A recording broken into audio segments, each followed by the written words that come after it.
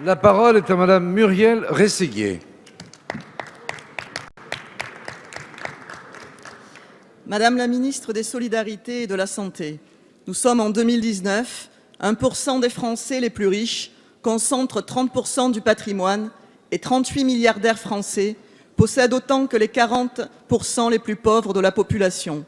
Les inégalités se creusent inexorablement dans une indifférence quasi générale. Le constat est sans appel. Paupérisation des travailleurs, renoncement aux soins, mal logement, malnutrition, inégalité d'accès à l'eau, bien commun dont les premiers mètres cubes nécessaires à une vie digne devraient être gratuits, mais aussi difficulté à assurer une hygiène quotidienne. Une étude récente de l'IFOP, commandée par l'association Dons Solidaires, effectuée sur 10 millions de personnes en difficulté financière, révèle ainsi que plus de 3 millions de Français sont contraints de faire des économies sur l'hygiène. 2 millions de Français se disent mal à l'aise en raison de leur hygiène corporelle et de leur apparence. Nombre d'entre eux ont déjà renoncé à acheter du shampoing ou du savon.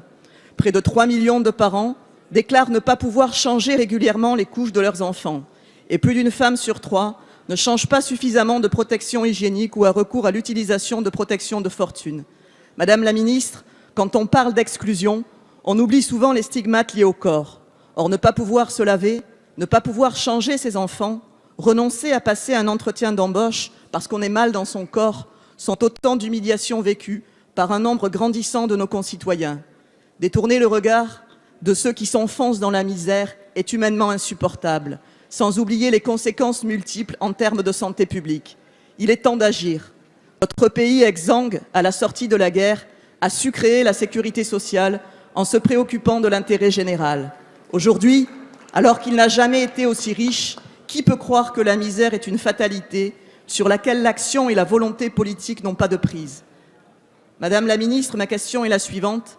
Quelles mesures concrètes allez-vous mettre en place et dans quel délai pour éradiquer cette misère? Je vous remercie. Merci, chers collègues.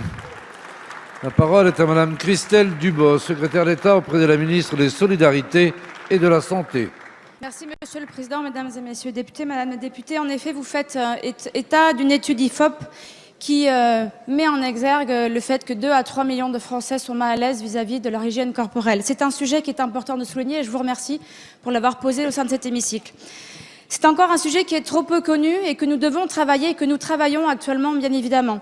Plusieurs éléments. En effet, dans la stratégie de prévention et de lutte contre la pauvreté, il n'est pas stipulé clairement que nous travaillons sur l'accès à ces kits d'hygiène pour les publics les plus précaires, mais nous y travaillons par différents moyens. Sur la mise en place de maisons de santé, sur le aller vers et la prévention de l'accès aux soins, dont un des sujets est bien évidemment la santé des plus précaires.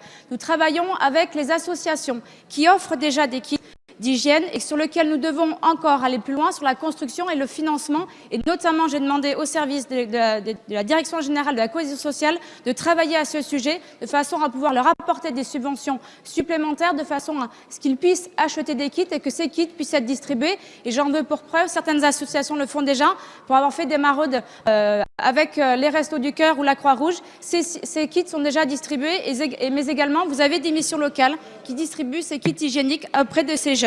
Mais nous devons encore aller plus loin.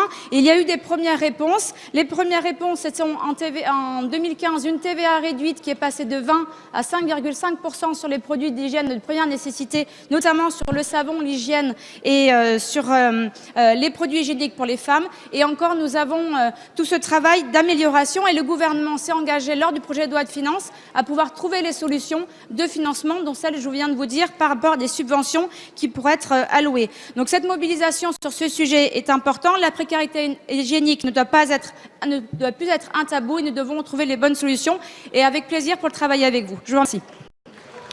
Merci Madame la Ministre.